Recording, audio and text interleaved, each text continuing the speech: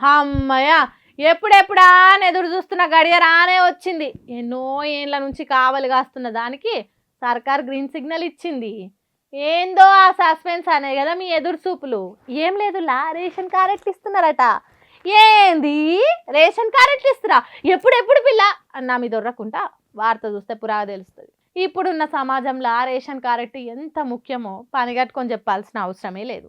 కేంద్ర రాష్ట్ర సర్కార్లు ఇచ్చే పథకాలు అందాలంటే ఈ కార్డు ఖచ్చితంగా ఉండవలసిందే. అందుకే ఇప్పుడు సర్కారు కొత్త రేషన్ కార్డులు ఇవ్వబోతుందట.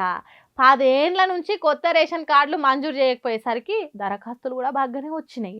అవిటిని తీసుకొని అర్హులైన వాళ్ళకు మాత్రమే రేషన్ కార్డులు ఇస్తారట. ఇంట్లో తెలంగాణలో నివాసం, ఆదాయ స్థాయి, కుటుంబ సభ్యుల వివరాలు, ఆధార్ లింక్ అసోంటి పరిశీలించి ఇస్తారట.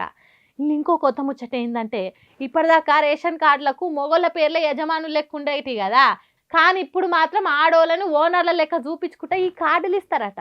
కొత్త రేషన్ కార్డులు మొత్తం 94 లక్షల మీదనే ఇస్తారట. దీంతో ఇంతకు ముందు ఇప్పటి కలిపి తెలంగాణ మొత్తంలో 3 కోట్ల మందికి మీదనే రేషన్ కార్డులు ఉన్నోళ్ళుగా అవబోతున్నారట. మళ్ళీ ఇంతకు ముందు ఇచ్చినట్టు కార్డులు కాకుండా ఇప్పుడు కొత్తగా స్మార్ట్ కార్డులు ఇవ్వబోతురట. ఈ కార్డుల మీద క్యూఆర్ కోడ్ ఉంటుంది. దాన్ని స్కాన్ చేస్తే ఆ కార్డులున్న ఇంటోళ్ళ పేర్లు, రేషన్ డీలర్ వివరాలు అన్నీ చూపిస్తాయట. అర్థమయ్యేటట్టు చెప్పాలంటే ఇప్పుడు వచ్చే కార్డు ఏటీఎం కార్డు లెక్క ఉంటుందట. ఇంకోటి రేషన్ కార్డుల కోసం ఎలాంటి లాస్ట్ డేట్ అని ఏముండయట.